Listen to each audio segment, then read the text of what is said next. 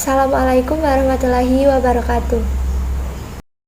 Perkenalkan, kami dari kelompok 3A yang beranggota Alfi Riyadi, Ega Fane Dewi, Ince Aina, Nilam Nadia Putri, Oita Hana Wiyarso, Rama M. Rizky, Ricita Hodi, Saipudin Hidayatullah yang akan mempresentasikan ideologi Pancasila. Selamat menyaksikan.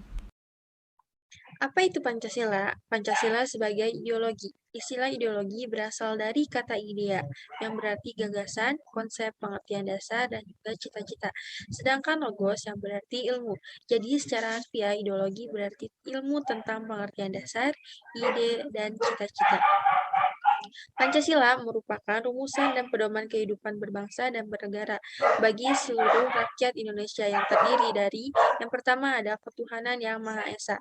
Arti Pancasila dari sila pertama ini adalah warga negara Indonesia percaya dan bertakwa pada Tuhan.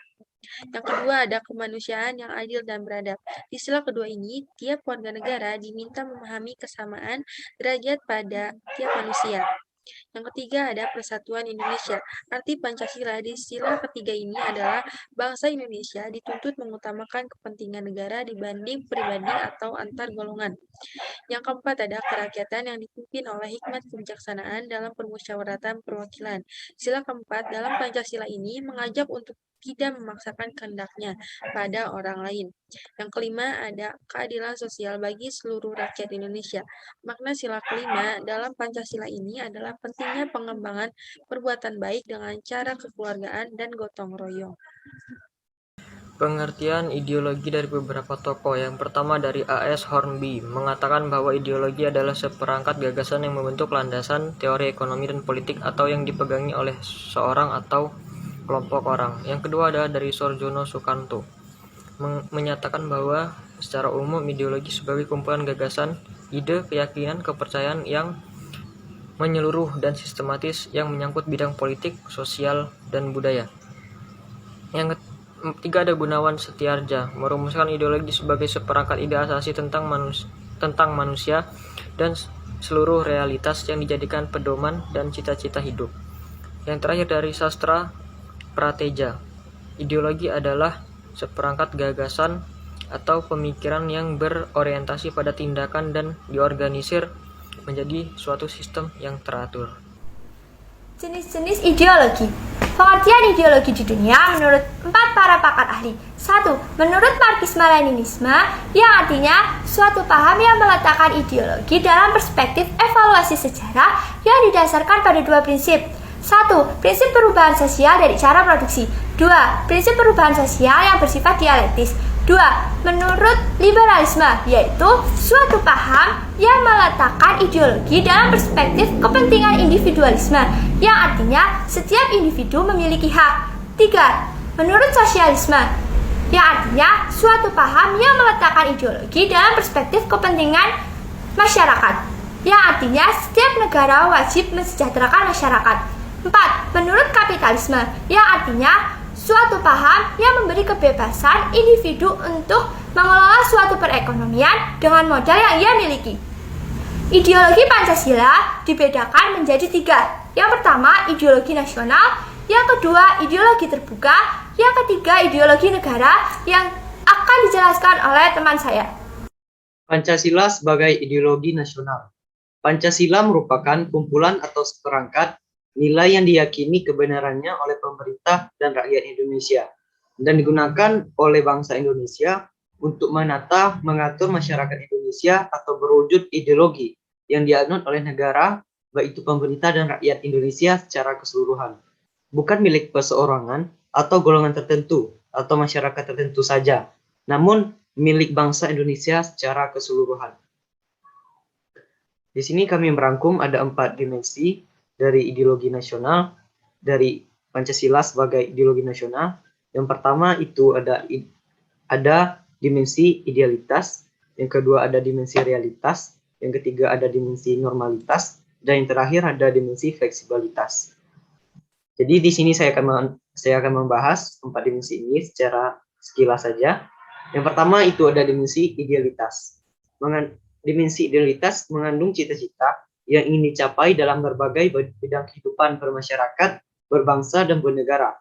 Hal ini berarti bahwa nilai-nilai dasar Pancasila mengandung adanya tujuan yang dicapai sehingga menimbulkan harapan dan optimisme serta mampu mengunggah motivasi untuk mewujudkan cita-cita.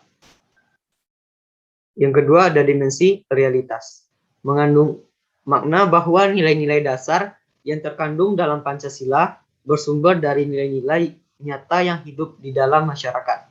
Artinya, nilai-nilai Pancasila bersumber dari nilai-nilai kehidupan bangsa Indonesia. Selain itu, nilai-nilai Pancasila harus dijabarkan dalam kehidupan sehari-hari, baik itu dalam kaitannya dengan kehidupan masyarakat maupun dalam segala aspek penyelenggaraan negara. Yang ketiga ada dimensi normalitas. Artinya, Pancasila mengandung nilai-nilai yang bersifat mengikat masyarakatnya, yang berupa norma-norma atau aturan-aturan yang harus dipatuhi dan ditaati yang sifatnya positif. Dan yang keempat itu ada dimensi fleksibilitas. Artinya, ideologi Pancasila mengikuti perkembangan zaman, dapat berinteraksi dengan perkembangan zaman, dapat mengikuti perkembangan ilmu dan teknologi, bersifat terbuka dan demokratis, serta mengandung dinamika internal yang mengandung dan merangsang warga negara yang meyakininya untuk mengembangkan pemikiran baru tanpa khawatir kehilangan hakikat. Baik, sekian yang dapat saya sampaikan. Pancasila sebagai ideologi terbuka. Artinya, Pancasila dapat menerima dan mengembangkan ideologi baru dari luar dan dapat berinteraksi dengan perkembangan atau perubahan zaman dan lingkungannya. Pancasila sebagai ideologi terbuka bersifat demokratis. Artinya, dapat membuka diri akan masuknya budaya luar dan dapat menampung pengaruh nilai-nilai dari luar yang kemudian diinkorporasikan. Pancasila sebagai ideologi terbuka memiliki beberapa ciri-ciri. Di antaranya, nilai-nilai Pancasila dan cita-citanya tidak dapat dipaksakan dari luar, melainkan digali dan diambil dari moral masyarakatnya sendiri. Budaya masyarakatnya itu tentang masyarakatnya itu sendiri. Terus ada dasarnya bukan keyakinan ideologis sekelompok orang, melainkan hasil keputusan musyawarah dari konsensus masyarakat tersebut. Dan nilai-nilai dari Pancasila itu bersifat dasar secara garis besar, tidak langsung dioperasionalkan. Apa sih yang mendorong Pancasila dapat menjadi ideologi terbuka? Nah, berikut ada beberapa faktor pendorongnya. Yang pertama, karena proses pembangunan nasional dan dinamika masyarakat yang berkembang sangat cepat. Yang kedua, menunjukkan bahwa bangkrutnya ideologi tertutup yang sebelumnya dan kemudian cenderung meredupkan perkembangan dari Pancasila itu sendiri. Nah, yang ketiga ada pengalaman sejarah politik dari masa lampau sampai saat ini. Nah, yang terakhir ada tekad kesadaran dan nilai-nilai dari dasar Pancasila yang bersifat abadi dan hasrat mengembangkan secara kreatif dan dinamis dalam rangka mencapai tujuan nasional. Walaupun Pancasila bersifat terbuka, namun ada batas-batasan keterbukaan dari Pancasila tersebut yang nggak boleh dilanggar.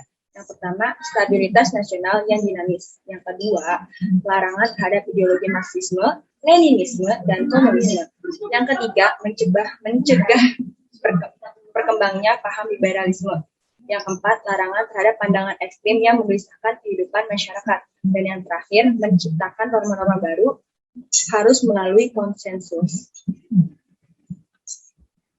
Peran ideologi Pancasila sebagai ideologi memiliki karakter utama sebagai ideologi nasional. Ia adalah cara pandang dan metode bagi seluruh bangsa Indonesia untuk mencapai cita-citanya, yaitu masyarakat yang adil dan makmur. Pancasila adalah ideologi kebangsaan karena ia digali dan dirumuskan untuk kepentingan membangun negara Indonesia.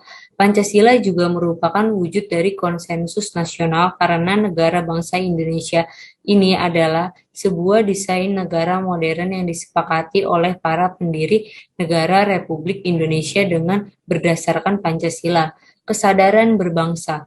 Negara Kesatuan Republik Indonesia (NKRI) 1945 terbentuk dengan karakter utamanya mengakui pluralitas dengan kesetaraan antar bangsa.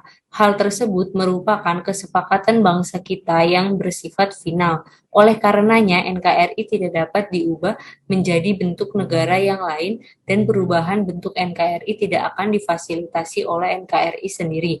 Cita-cita yang mendasari berdirinya NKRI yang dirumuskan Van de Vader telah membekali kita dengan aspek-aspek normatif negara bangsa yang menganut nilai sangat maju dan modern. Oleh sebab itu, tugas kita semua sebagai warga bangsa untuk mengimplementasikan secara konkret Pancasila sebagai ideologi manapun di dunia adalah kerangka berpikirnya senantiasa memerlukan menyempurnakan.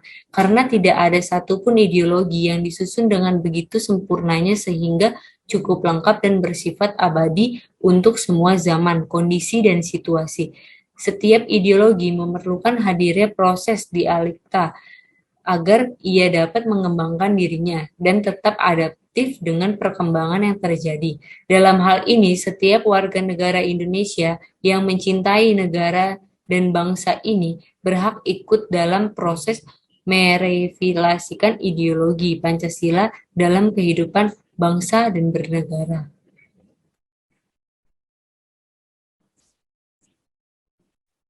Fase-fase perkembangan globalisasi sebagai bentuk tantangan terhadap ideologi Pancasila.